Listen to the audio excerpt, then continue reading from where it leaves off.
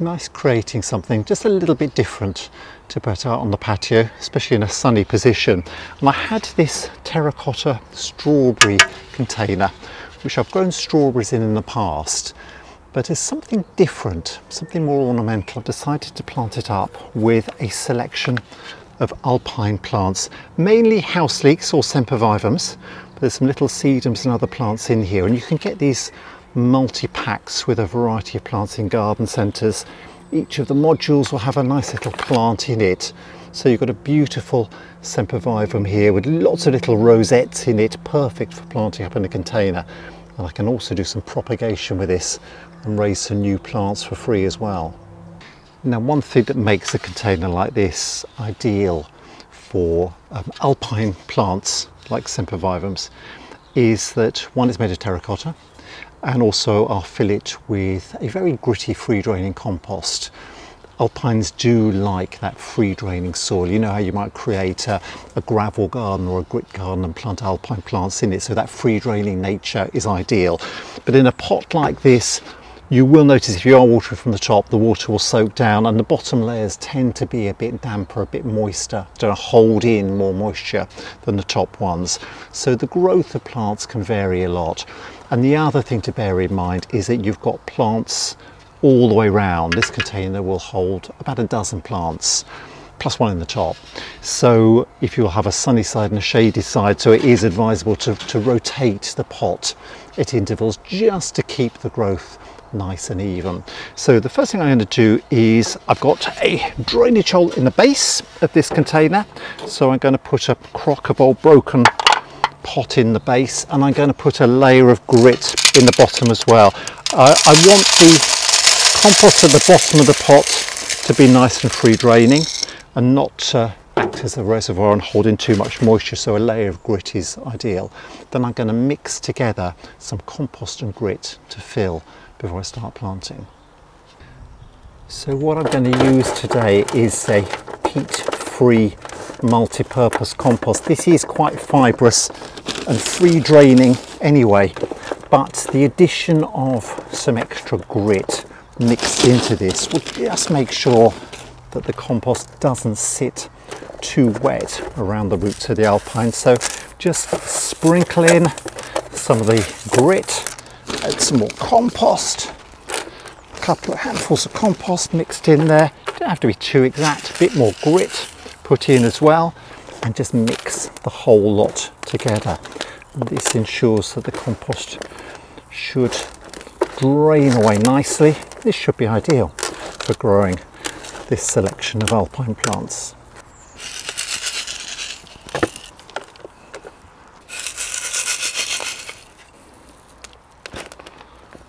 You could use a compost which contains some John Innes or some loam as well if you want, but a multi-purpose peat-free should be a good root medium for these alpines.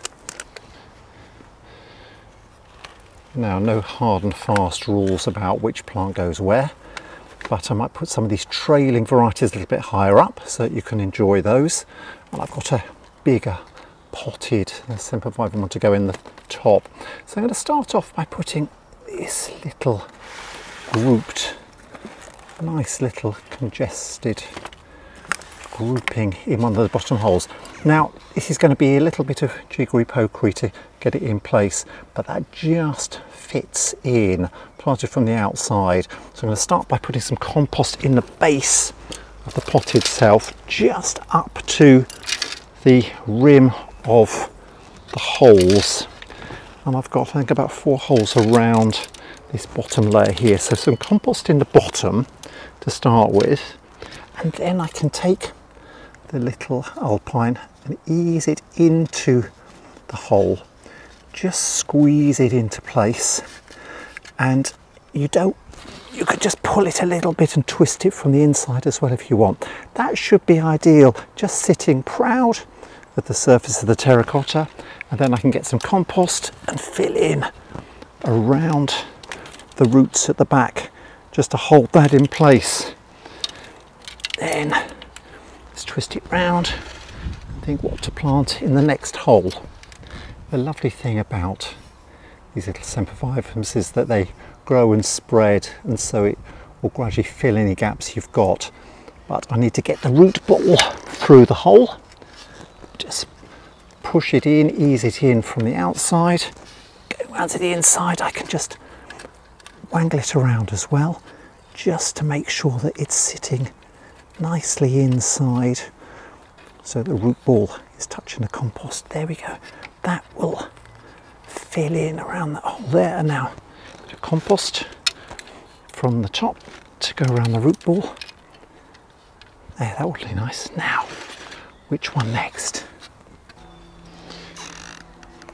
Now I'm going to plant this nice sempervivum, these beautiful little dark tips to the leaves. Again, easing it in, tweaking it from the back just to pull the root ball nicely into the planting hole so that the rosettes sit nice and comfortably on the surface of the terracotta. The nice gritty compost filled in from the back around the root ball. And there we are, 3 plants in. I've got one more planting hole at the base before I start on the next layer.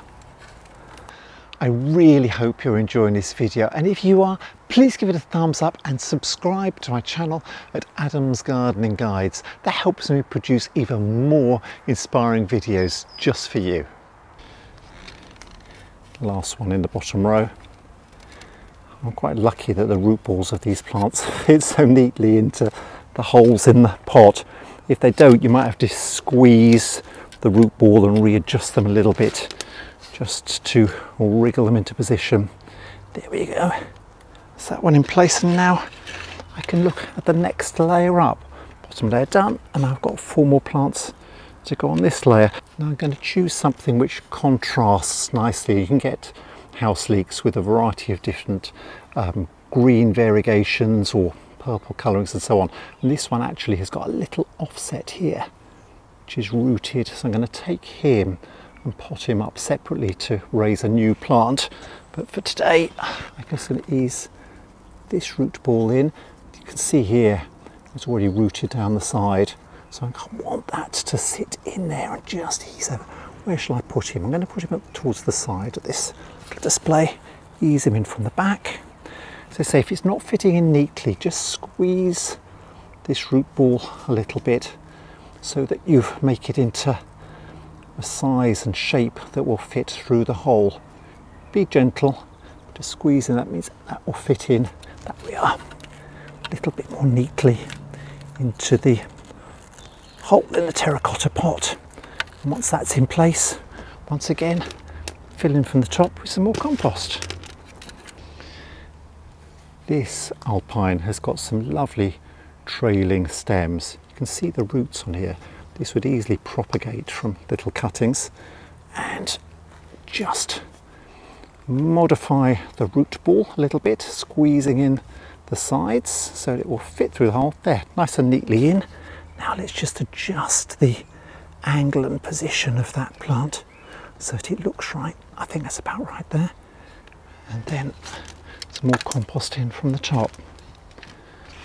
And another planting hole here. Just ease the compost at the back so that the root ball will sit neatly on that once it's planted. And notice how you can get alpines with different habits and different forms, trailing stems, tight rosettes. So this one will fit in neatly. Just going to let these stems just trail down the side. That will look pretty there. Get different plants with different growth habits, with different characters, and it just adds some more variety and interest to your alpine pot display. Got another one of these lovely little trailing stemmed alpines. Ease the root ball in just so that it's in contact with the compost inside the container. Adjust the position a little bit. Going to get that in a little bit more tightly to the pot, and now compost in around it, and we're ready planting up the top layer. So just take your time. You can always adjust them, it just depends which planting pocket you want to put them in. This little sempervivum really nice root system on it. Just going to adjust the shape of it to fit through the planting hole. Just see if that will go in. Yes, it goes in nicely. Just ease it in from the back as well. And you can just adjust it to work out which way up you want it. Does that seem about right?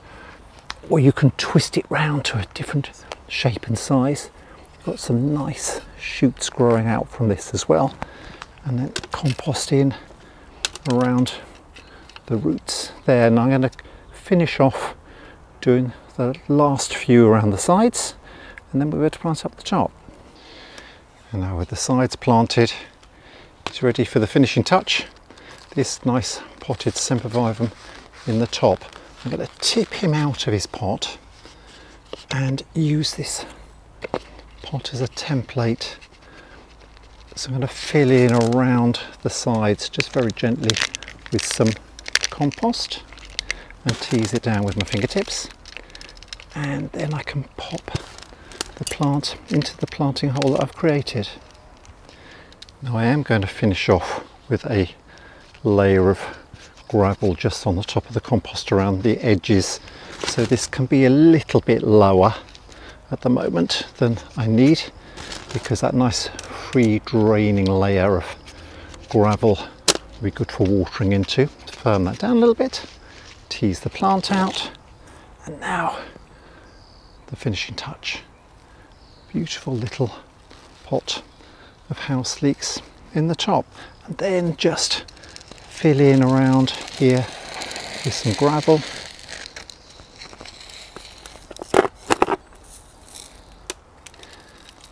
Gravel or grit is a nice finishing touch for pots of alpines. Sets the plants off nicely and provides that free draining surface layer. It also stops some of the mosses and things developing on the surface of the compost. So there we are. House leek in the top, nice alpines planted right the way around this terracotta strawberry planter. This will provide a nice attractive feature for a sunny spot on the patio to enjoy over the months ahead. And finally, a little bit of watering in, just a gentle trickle of water from the hose gun, and this water will soak down through the layers, so I'll give it a good soak today. Now I've planted it, just to wet that dry compost. All of this water will drain down. You don't need to water individual plants, although you can squirt a little bit of water around the roots if you want, but the water from the top should drain down through the layers.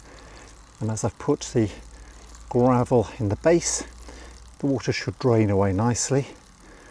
Just keep an eye on the pot over the summer months. These alpine plants don't need a massive amount of water, but they don't want to dry out completely, and house leeks are very tolerant of drought.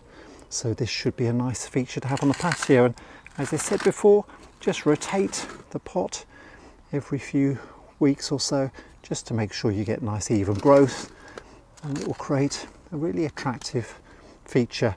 And you can take some of the little rosettes off here to propagate new plants, and then if in the future you want to plant up another pot or give away some plants to friends, all of these little separate rosettes can be propagated, and you'll have some new plants for free too.